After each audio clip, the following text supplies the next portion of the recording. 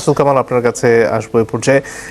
যে অধ্যাদেশগুলো গিয়েছিল যাচাই বাছাইয়ের জন্য 133টি, তার মধ্যে 20টি উত্থাপন করা হচ্ছে না, এগুলো আরও যাচাই বাছাই করা হবে, 4টি বাতিল হয়ে যাচ্ছে। সেগুলো নিয়ে আজকেও সংসদে বেশ আলোচনা হলো এবং বিএনপি সংস্কারের ব্যাপারে আগ্রহী কিনা সেই নিয়েও তারা প্রশ্ন তুলেছেন অনেক সংসদ সদস্য। আপনার কি মনে হয়?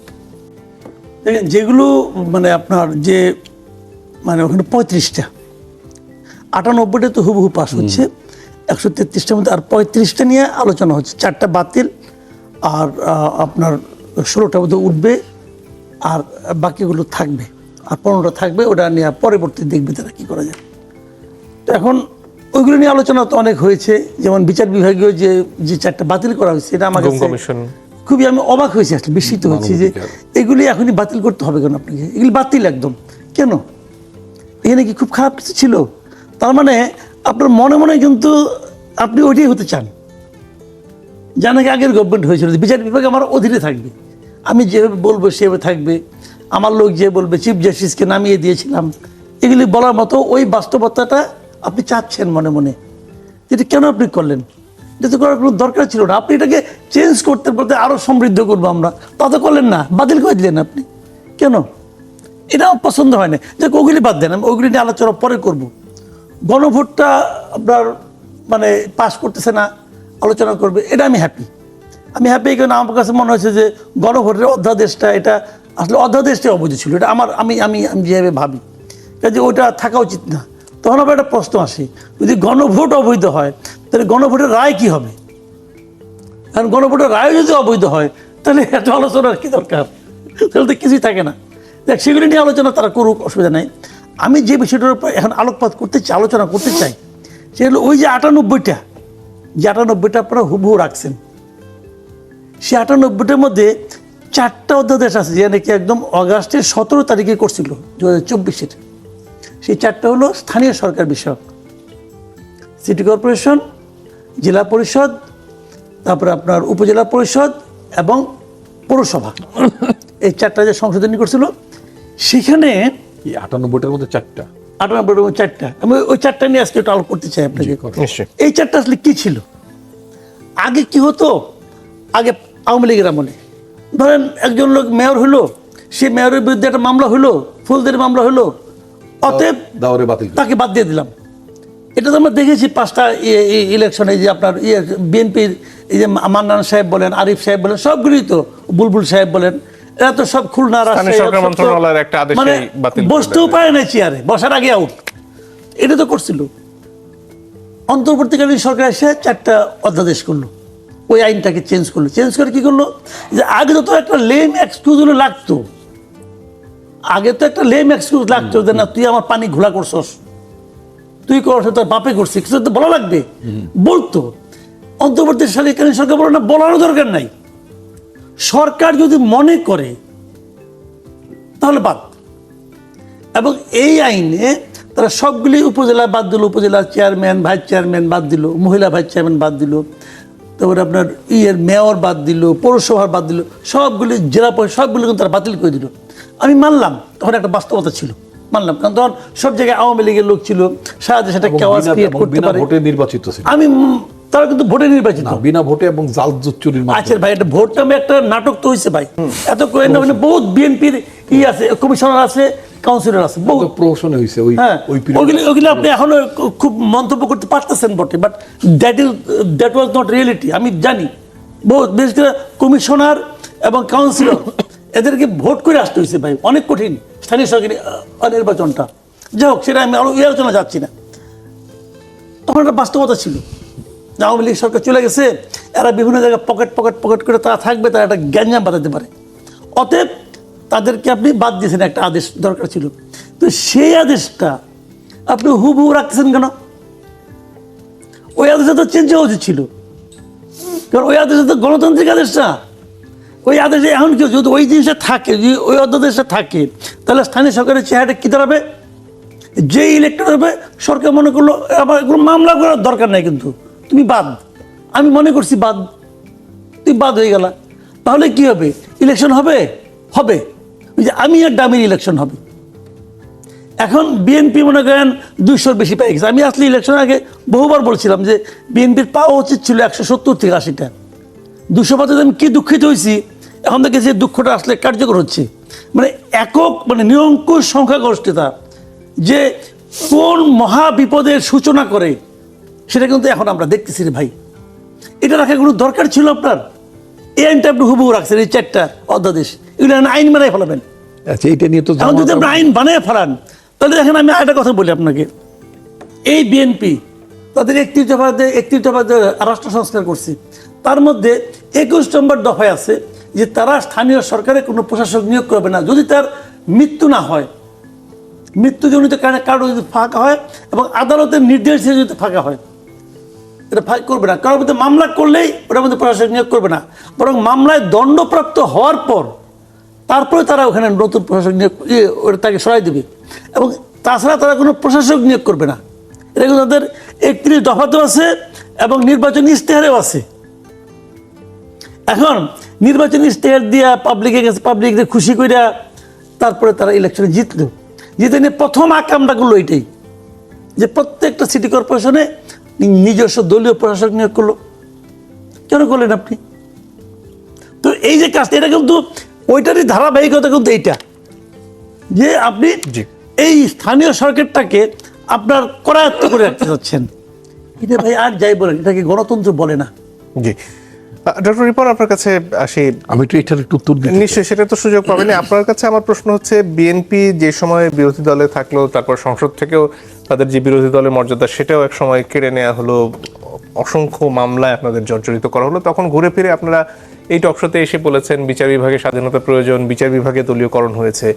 সেই বিচার বিভাগে যখন অন্তর্বর্তী সরকারের সময়ে সেই বিচারক নিয়োগের আইন হলো, বিচার বিভাগের আলাদা সচিবালয় করা হলো, সেই দুটি অধ্যাদেশই প্রয়োজন থাকলে তো আপনারা সংস্কার করতে পারতেন, পরেও আইন পরিবর্তন করা যায়, সেগুলো না করে কেন উত্থাপনই করা হচ্ছে না সেগুলো পাশ করার জন্য? আচ্ছা, ধন্যবাদ। আপনি একটা অত্যন্ত গুরুত্বপূর্ণ প্রশ্ন করেছেন, কারণ এটা বিএনপি গুমের ঘটনার বা বিচারহীনতার সবচেয়ে বড় ভিকটিম তো বিএনপি।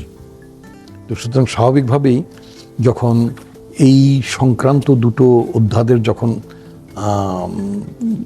সরকার আমলে নেয়নি, আমি বলবো যে মানে বাতিল, তার সাথে মানবাধিকার কমিশনের আইনটিও আছে। হ্যাঁ, এই তিনটি বিষয় যখন আপনি প্রশ্ন তুলবেন, এবং স্বাভাবিক প্রশ্ন উঠতে পারে যে যারা সবচেয়ে বেশি ওয়ার্স সাফারার যারা, তারা এই অধ্যাদেশটা কেন মানে করলো না, আমলে নিল না, বা তাই না, বিবেচনায় নিল না। আমি তার আগে আচ্ছা, এটার উত্তরটা আমি এইভাবে আগে দিয়ে নিই। সেটা হচ্ছে যে আপনি সুপ্রিম কোর্টের ব্যাপারটা বলেছেন, এবং আপনার অনুষ্ঠানে আমি সুপ্রিম কোর্টের বিচারক নিয়োগের যে প্রক্রিয়া, আইন প্রণয়নের মধ্য দিয়ে তারা যেভাবে বিচারক নিয়োগ করছেন সেই ব্যাপারে আমার কিন্তু স্ট্রং ক্রিটিসিজম ছিল। কারণটা হচ্ছে যে আপনি আইন করলেন, আপনি নিজেও আইন পেশার মানুষ, আপনি যদি কোর্টে কখনই যদি না যান, আপনি হাইকোর্টে ওয়ান্স আপনি এনরোল করে আসেন,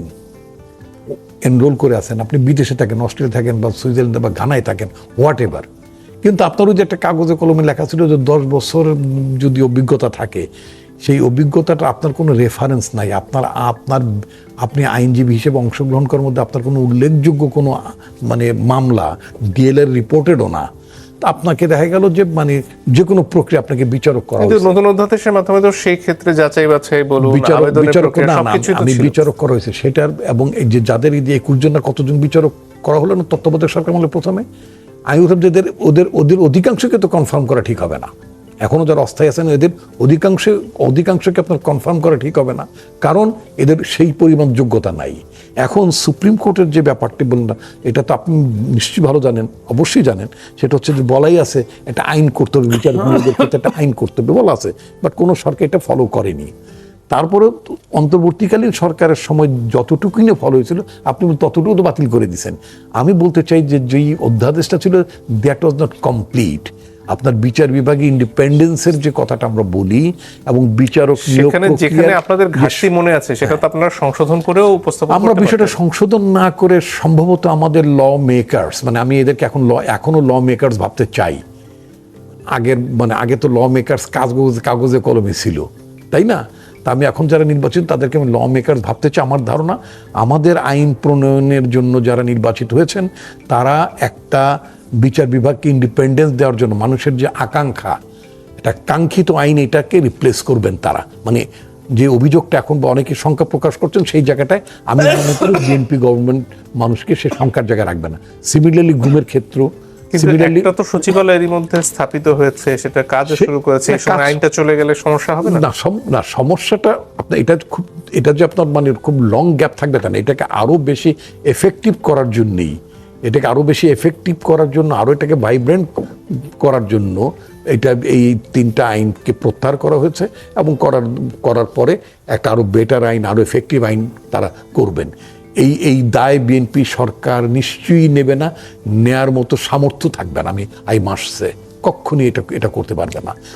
এখন আপনি আসেন স্থানীয় সরকার নিয়ে কথা বলছেন মাসুদ ভাই যে কথাটা বলেছেন, অত্যন্ত তার এই কথাটা মানে আর্গুমেন্টটা আমি মনে করি যে উনি খুব সংগতভাবে আর্গুমেন্টটা করতে পারেন, কিন্তু এখানে আমার একটা ব্যাখ্যা আছে। লেখা আছে মৃত্যু আদালতের আদেশে দণ্ডিত ছাড়া গত 1.5 বছরে এই প্রতিষ্ঠানগুলোতে স্থানীয় সরকারের পার্টিকুলার পৌরসভায়, পার্টিকুলারলি আপনার জেলা পরিষদে এবং সিটি কর্পোরেশনগুলোতে দায়িত্বে ছিলেন কারা? মোস্টলি সরকারের প্রশাসন লোকরা। এখন ওদের মৃত্যু হলে তো আরেকজন ডিসি আসবে, কথা ওই আল্লাহ না করুক, মনে করেন একজন ডিসি মারা গেলেন, তিনি একটা জেলা পরিষদের প্রশাসক ছিলেন, তো ওনার পরিবর্তে আরেকজন জেলা প্রশাসক হবেন, তিনি দায়িত্ব পালন করবেন। বা আদালতের আদেশে ওদের তো মানে দণ্ডিত হওয়ার কোনো কারণ ছিল না। এখানে একটা গ্যাপ ছিল মূলত। আপনি যেটা করতে পারতেন, যেটা বিএনপি গভর্নমেন্ট যেটা করতে পারতো, সেটা হলো যে অন্তর্বর্তীকালীন সরকারের সময় এই প্রশাসনের লোকজন দিয়ে যেভাবে স্থানীয় সরকারগুলো চলছিল, পরবর্তী নির্বাচন না হওয়া পর্যন্ত আপনি বলতে পারেন ওইভাবে চালানো যেতে পারতো।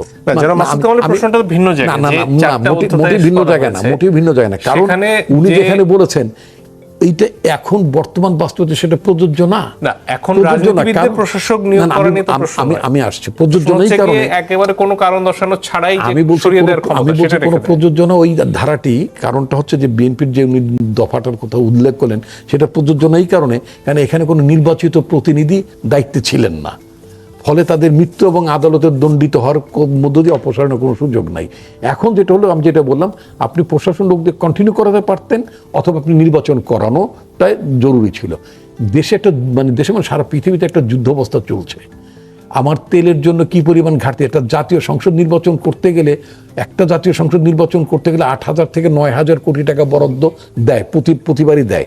এর মধ্যে তো লুটপাট আছে ন্যাচারালি, সেটা আমি হ্যাঁ, কিন্তু বরাদ্দটা তো বাজেটে নির্বাচনে দিতে হয়। এখন আপনি চিন্তা করেন দেশের প্রায় 5,500 মতো আপনার ইউনিয়ন পরিষদের নির্বাচন হবে, আপনি দেশে আপনার 500 উপজেলায় নির্বাচন হতে হবে, তারপরে কমপক্ষে পৌরসভা যদি বলি কমপক্ষে প্রায় 150-200 আরো বেশি পৌরসভার নির্বাচন হতে হবে। এই নির্বাচনগুলো আয়োজন করতে হলে কত হাজার কোটি টাকা লাগবে? Can country afford it? সময়ের জন্য না, একটা অধ্যাদেশ যখন পাস হয়ে গেল, এটা তো এমন একটা সময়ের জন্য যখন আসলে নির্বাচিত প্রতিনিধি থাকবেন। জনাব মাসুদ কামাল প্রশ্ন হচ্ছে, যখন নির্বাচিত প্রতিনিধি থাকবেন তখন যদি আপনাদের দলের কেউ না হন, আপনারা কোনো কারণ না নির্বাচিত প্রতিনিধি থাকলে আপনার এই যে মৃত্যু এবং আদালতের আদেশের দণ্ডিত হওয়া ছাড়া অবশ্যই বিএনপি সরকার কোনো নির্বাচিত সদস্যকে স্থানীয় সরকারে তাদেরকে রিমুভ করবে। সেই আইনই তো আপনারা রাখলেন, অন্তর্বর্তী সরকার যে আইন করেছিল সেটাই অধ্যাদেশ এখন আইনে রূপান্তরিত হচ্ছে। এখন আপনি যেটা আপনি বললেন যে যেটা সংস্কার করছিল, যে আপনি এখন যারা এই যে হরতাল ডাকতে চায়, হরতাল তো না, গতকালকে একটা বিক্ষোভ করেছেন, গতকালকে বোধহয় না গত পরশু বিক্ষোভ করেছেন, তারপরে আগামী 7 তারিখে বোধহয় একটা প্রোগ্রাম দেবেন। তারা এই সংস্কারের আলোচনায়, দীর্ঘ আলোচনার মধ্যে তার এই অগণতান্ত্রিক, মাসুদ কামাল ভাইয়ের ভাষায় বলতে চাই, এখন যারা অপোজিশন বেঞ্চে তার ভাষায় বলতে চাই, এই অগণতান্ত্রিক ধারা এবং অগণতান্ত্রিক কর্মপন্থাগুলোকে তারা জয়যুক্ত করে আসলেন কেন? তারা এখন তাদের তো জবাব দেওয়া উচিত। যে কথাটা মাসুদ কামাল আমাকে জিজ্ঞেস করছেন বা বিএনপি সরকারকে জিজ্ঞেস করছেন, একই সিমিলারলি এই কথা তো এখন অপোজিশন বেলায় প্রযোজ্য। তারা কি করে এই আনডেমোক্রেটিক স্পিরিট, এই আনডেমোক্রেটিক ধারা যেটা উনি বললেন যে গণতান্ত্রিক, আমি তার রেফারেন্সে বলছি, কারণ আমি তো সংস্কার কমিশন আলোচনায় ছিলাম না। তো যাই হোক, সেটা আমার বিরোধী দলের দায়িত্ব বিরোধী দল এড়াইতে পারবে? আজকে আমি 98টা অ্যাকসেপ্ট করছি, মানে গভর্নমেন্টের কথা বলি, 135টা না টোটাল, 133টার মধ্যে 98টা, মানে এটা তো বাংলাদেশে কোনোদিন এত সংখ্যক অধ্যাদেশ কেউ অ্যাকসেপ্ট করে না। বিএনপি 98 অর্ডিন্যান্সেস বিএনপি হুবহু অ্যাকসেপ্ট করেছে। আচ্ছা, এখন বাদ বাকিগুলো এর মধ্যে গোটা 4-5 বোধহয় আপনার মানে বাদ দিয়েছে, আর বাদ বাকিগুলো সংশোধন বিয়োগ করে নিছে। এখন আমার বক্তব্য হচ্ছে যে অপোজিশন এগুলো এন্ডোর্স করলো কেন? অপোজিশন তখন আপত্তি ছিল না, অবশ্যই অবজেকশন ছিল না।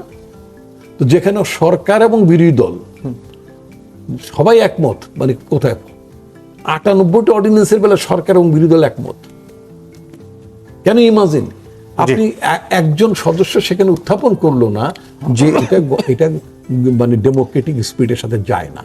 হোয়াট এভার, আমি মনে করি এটা কি শুধুই বিরোধী দলের দায়? না, সরকারি দলের সংসদ সদস্যদের দায় ছিল না? এটা বিরোধী দল এটা যেমন এখানে তারা আপত্তি তোলেনি অথবা তারা ইনপুট দেয়নি।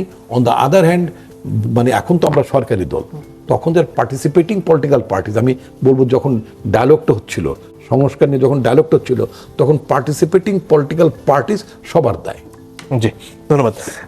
জনাব মাজিদুল হক, আপনার কাছে ফিরে আসি, অর্থনীতি প্রসঙ্গে আপনার কাছে আসতে চাই। এই যে পরিস্থিতি, যেখানে স্বাভাবিকভাবে সবাই বলছেন যে একটা না একটা পর্যায়ে গিয়ে জ্বালানি তেলের দাম বাড়বে, অন্যদিকে সরকারি কর্মকর্তাদের নতুন যে বেতন স্কেলের প্রস্তাব অন্তর্বর্তী সরকার করে গেছে, সেটা নিয়েও আলোচনা রয়েছে, সেটা কার্যকর হলেও মূল্যস্ফীতি বাড়তে পারে সেই আশঙ্কা রয়েছে। অন্যদিকে যারা চাকরিজীবী মধ্যবিত্ত, তাদের আসলে এখানে উপার্জন বাড়ার তো খুব একটা সুযোগ নেই, যে প্রকৃত উপার্জন সেটা কমেই চলেছে।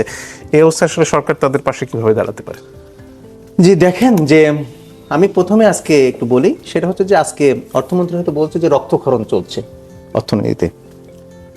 ঠিক আছে, অর্থনীতিতে রক্তক্ষরণ চলছে, ভালো কথা, আমরা দেখতে পাচ্ছি ইন্টারনাল হ্যামারেজ হচ্ছে, অর্থমন্ত্রী বললেন। কিন্তু সরকার তো চিকিৎসক নিয়োগ করেছে, অর্থমন্ত্রীকে বসানো হয়েছে, নিয়োগ দেওয়া হয়েছে, বাংলাদেশ ব্যাংকের গভর্নরকে নিয়োগ দেওয়া হয়েছে, অর্থ উপদেষ্টাও আছে। সেন্ট্রাল ব্যাংকের গভর্নর হচ্ছে একটা অর্থনীতির, একটা দেশের চিফ রিস্ক অফিসার, একটা সেন্ট্রাল ব্যাংকের গভর্নর, এবং সেন্ট্রাল ব্যাংকের গভর্নর হচ্ছে একটা দেশের, একটা সরকারের চিফ ইকোনমিক অ্যাডভাইজার। আমি ওই অ্যাডভাইজারের কথা না বললাম, সারা পৃথিবীতে যেটা প্রচলিত রয়েছে। শ্রীলঙ্কার সেন্ট্রাল ব্যাংকের গভর্নর অর্থনীতিটাকে সামনের দিকে এগিয়ে নিয়েছে। এটা আজকে শ্রীলঙ্কার অর্থনীতি পুনরুজ্জীবিত কিভাবে হলো, কেন হলো, ক্রেডেনশিয়ালটা কার? শ্রীলঙ্কার সেন্ট্রাল ব্যাংকের গভর্নরের ক্রেডেনশিয়াল। আমি জানি না আমাদের দেশের গভর্নর কোন ধরনের প্লে করবে, কোন ধরনের নীতি ঘোষণা করবে, অর্থমন্ত্রী কোন ধরনের প্রেসক্রিপশন দিবে।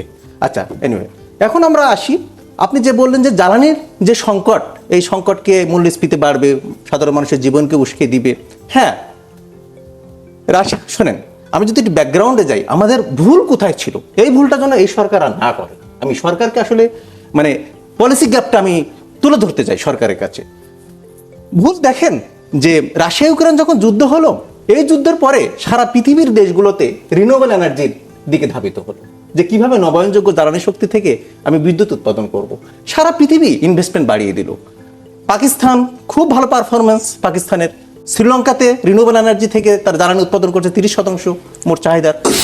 পাকিস্তানের অবস্থান, পাকিস্তান গত বছরে আপনার এলএনজি আমদানি 12 বিলিয়ন কমিয়েছে। বাংলাদেশের 2016 সালে যে নীতি নেওয়া হয়েছিল, সেই নীতিতে বলা হয়েছিল 2021 সালে রিনিউয়েবল এনার্জি থেকে বিদ্যুৎ উৎপাদন হবে 10%। অন্য দেশগুলো কি ধরনের নবায়নযোগ্য জ্বালানিতে গেছে? অন্য দেশে সোলার সিস্টেমে তারা গেছে, তারা বায়ু বিদ্যুতে ধাবিত হয়েছে, তারা সোলার প্যানেলে ধাবিত হয়েছে, আপনার রুফটপ বেসড যে সোলার প্যানেল সেখানে তারা বিনিয়োগ করেছে। এবং গ্লোবালি আপনার রিনিউয়েবল এনার্জি থেকে যে বিদ্যুৎ উৎপাদন এবার অনেক গুণ বেড়ে গেছে, কারণ গ্লোবালি কিন্তু অনেক ইনভেস্টমেন্ট ছিল। তাই এই ধরনের আমাদের ভুল ছিল, সেই ভুল থেকে আমরা আসলে শিক্ষা নেওয়া উচিত এই সরকারকে।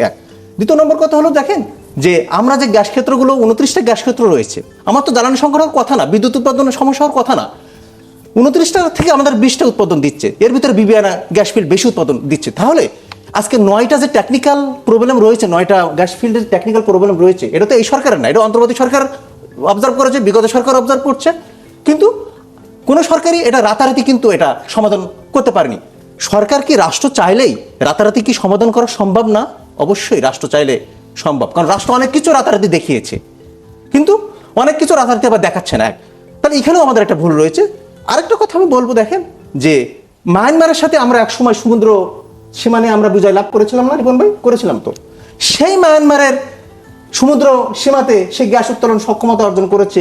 বাংলাদেশের 26টা ব্লক রয়েছে, এখনো পর্যন্ত আমরা সক্ষমতা অর্জন করিনি, এবং আমরা এখনো টেন্ডার ফ্লোট যে করি সেটা হয়তো একটা দেশ ভিত্তিক, সেই দেশের নাম আমি না বলি, সেই দেশের কোম্পানিগুলোই আমাদের গ্যাস উত্তোলন করছে, সেই দেশ থেকে আমাদেরকে হয়তো এলএনজি আমদানি করতে হবে সামনে থেকে। কেন? আমাদেরকে আসলে বৈচিত্র্য আনতে হবে, কারণ আমার এলএনজি আমদানি থেকে শুরু করে জ্বালানি আমদানি যদি আমি বৈচিত্র্য না আনতে পারি, তাহলে আমি কম্পিটিশন মার্কেটে আমি কম্পিটিটিভ প্রাইস পাবো না। আমি তো মানে আমার তো সক্ষমতা কম।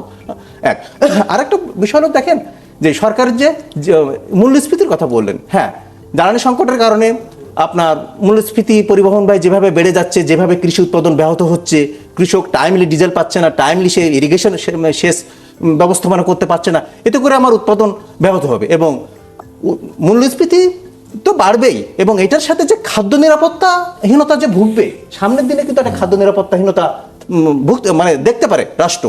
এই খাদ্য নিরাপত্তাহীনতাকে আপনাকে কন্ট্রোল করার জন্য, আপনার মানে ফুড ইনশিওর করার জন্য আপনাকে কিন্তু শুধু যে আমি জ্বালানি আমদানি করব এই ধরনের সিদ্ধান্ত এখন নিলে হবে না, আমাকে খাদ্য আমদানি করার জন্য সিদ্ধান্তগুলো এখন সরকারের পক্ষ থেকে আসতে হবে, কারণ এটা কিন্তু প্রবাবল একটা চ্যালেঞ্জ রয়েছে। কারণ আমরা কৃষকের দিকে আমরা মোটে আলোচনার দিকে যাই না, আমরা শুধু শিল্পায়ন নিয়ে আমরা থাকি সবসময়, যে আমার রপ্তানি আয় কমে যাচ্ছে, এটা নেই ওটা না, কিন্তু আমরা কৃষকদেরকে তো আমাদেরকে বাঁচাতে হবে। আরেকটা হলো যে দেখেন ডিজেলের যে ঘাটতির কথা বলা হচ্ছে কৃষি খাতে, বিশেষ করে সেচের জন্য তো ডিজেল প্রয়োজন হয়, সেটার জন্য আসলে কিছু করার আছে সুনির্দিষ্টভাবে সরকারের? ডিজেল হচ্ছে মোট জ্বালানির 75-80% কাছাকাছি আপনার ডিজেল ব্যবহার করা হয়। আপনার সরকারকে যেভাবে হোক না কোনো বৈদেশিক উৎস থেকে ঋণ নিয়ে হোক, যে কোনো ব্যবস্থাপনা হোক, তো ডিজেলকে আপনাকে আমদানির ব্যবস্থা করতে হবে বিভিন্ন উৎস থেকে। আপনি সিঙ্গাপুর থেকে হোক, মালয়েশিয়া থেকে হোক, বা ইন্দোনেশিয়া থেকে হোক, ডিজেল আমদানি আপনাকে সবসময় কন্ডিশন রাখতে হবে। ডিজেল আমদানি যদি আপনি ফেল করেন, তাহলে আপনার ইকোনমি ফেল করবে, রাষ্ট্র ফেল করবে। আরেকটা কথা আমি বলতে চাই, দেখেন যে আজকে রিপন ভাইরা আছেন নীতি নির্ধারণী পর্যায়ে, অর্থনীতি ফেল করবে কখন, রাষ্ট্র কখন ফেল করবে? প্রত্যেক সরকারের সময় কিন্তু অলিগার্ক থাকেই মাসুদ ভাই, প্রত্যেক সরকারের সময় অলিগার্ক থাকে, এবং সারা পৃথিবীর সরকারের সাথে অলিগার্ক থাকে। সরকারকে উচিত হবে যে নীতি নির্ধারণী পর্যায়ে যেন অলিগার্ক ব্যবহার করা না হয়। অলিগার্ক হ্যাঁ সুসম্পর্ক থাকবে, অলিগার্ক প্রতিবেশী হিসেবে থাকবে, সবকিছু। দেখেন ভারতে 2014 সালের আগে 10ম অর্থনীতি ছিল ওয়ার্ল্ডের, এবং মোদী সরকার ক্ষমতা আসার আগে যে 10ম অর্থনীতি ভারতের হলো, এবং গীতা গোপীনাথ যিনি IMF চিফ ইকোনমিস্ট ছিল, এখন হার্ভার্ডের প্রফেসর গীতা গোপীনাথ বলেছিল যে 2028 সালে ভারত হবে 3য় অর্থনীতির দেশ, আপনার মার্কিন যুক্তরাষ্ট্র, চীন, এবং চীনের পরে ভারতের অবস্থান হবে। কেন বলেছিল গীতা গোপীনাথ এটা? কেন প্রজেকশন করেছে? ভারতের কোনো পলিসি, কোনো নীতিতেই আপনার অলিগার্কদের অবস্থান নাই। বিলিয়ন ডলার, ট্রিলিয়ন ডলার অলিগার্কদের কোনো অবস্থান কিন্তু ভারতের অর্থনীতিতে, নীতি নির্ধারণীতে কখনো ভারতের অর্থনীতিতে তাদের জায়গা দেওয়া হয় নাই এখনো পর্যন্ত। নরেন্দ্র মোদী সরকার ভারতে আছে, আদানির মতন কিছু প্রতিষ্ঠানের তো মোদী সরকারের সাথে খুবই ঘনিষ্ঠ যোগাযোগ, এবং তারা একসাথে মিলে নানান ধরনের জড়িত, সেটা তো বারবারই সামনে আসছে। সেটা মডেল ফেল করেছে হয়তো, একটা মডেলের মেরিটস ডিমেরিটস আছে, কিন্তু মডেল হয়তো ফেল করেছে। যে মডেলটা মনে করছে সাকসেস হবে, সেই মডেল হয়তো ফেল করেছে। আরেকটা বিষয় হলো, দেখেন যে বাংলাদেশের যে আপনি জ্বালানি সংকটটা রয়েছে, সরকার কিন্তু এখন আর্থিক খাতের যে বিষয়টা, সেটা নানামুখী চ্যালেঞ্জের ভিতরে রয়েছে। আমি অধ্যাদেশের কথা যদি একটু বলি, রিপন ভাইয়ের পলিটিক্যাল অনেক অধ্যাদেশের কথা বললেন, আমি 2-1টা অধ্যাদেশের কথা যদি বলি, আমি টিআইবির মিটিংগুলোতে থাকি, রিপন আমি টিআইবির মেম্বার হিসেবে অনেক আগে থেকে কাজ করছি। তা টিআইবির মিটিংয়ে যখন থেকে ইফতেখার ভাইকে যখন বলি যে ইফতেখার ভাই আপনি তো দুর্নীতি দমন কমিশনের চিফ হিসেবে ছিলেন, ওখানে কি হয়েছে? তা বলে যে দুর্নীতি দমন কমিশন ডেড হয়ে পড়েছে। আচ্ছা, কেন ডেড হয়ে পড়েছে? বলছে যে যে প্রভিশনটা রাখা দরকার ছিল সেই প্রভিশনটা আসলে ড্রপ করে ফেলেছে। জি।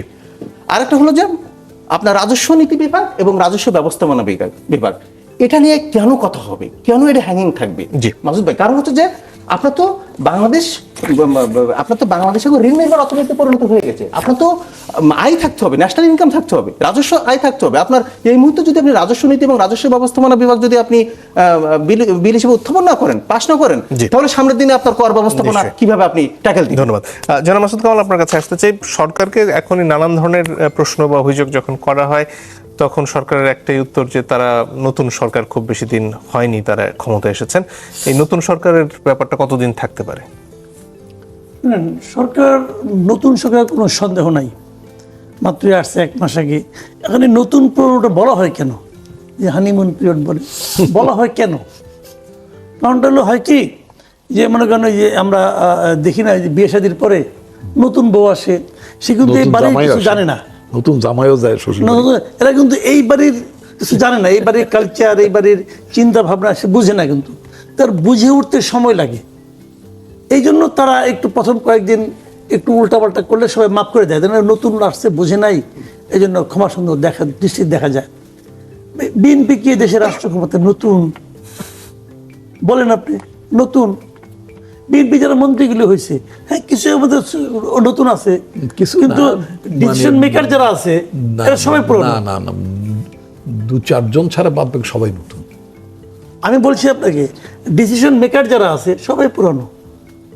ভাইরে আমি বলি আপনাকে, সালাউদ্দিন আহমেদ কি মন্ত্রী আমি মাঝে মাঝে ভুলে যাই। উনি কি আইনমন্ত্রী? উনি কি স্বরাষ্ট্রমন্ত্রী? উনি কি ডেপুটি প্রাইম মিনিস্টার? নাকি উনি কে কি কি ভাই? সব প্রশ্নের উত্তর তো উনি একলাই দেন। তো ওনার উপরে কোনো কথা হচ্ছে, এখন কেউ বলতেছে প্রধানমন্ত্রী না, কে বলেন আপনি? অর্থমন্ত্রী, প্রধানমন্ত্রী না বলেন আপনি? এগুলো ডিসিশন এরা দেয়। তো আবার এর মধ্যে কিন্তু আবার ইও আছে, ডিপ স্টেটও একজন আছে, পররাষ্ট্রমন্ত্রী, সবাই বলে আর কি। মানে উনি যে কোন কোন মানে ক্যাটাগরিতে হয়েছে, কোন কোটায়, আমি এখন বুঝি না। তখন সবাই যখন বলছে, যখন আসিফ মাহমুদ বলে ডিপ স্টেট, তখন আবার আমার বিশ্বাস হয় যে এটা হইতে পারে। তাহলে উনি কেন? বিএনপির লোকের এত ভাব, তাকে আনতে হবে। তো এই গভর্নমেন্ট নতুন গভর্নমেন্ট না রে ভাই, জি, এটা পুরান গভর্নমেন্ট।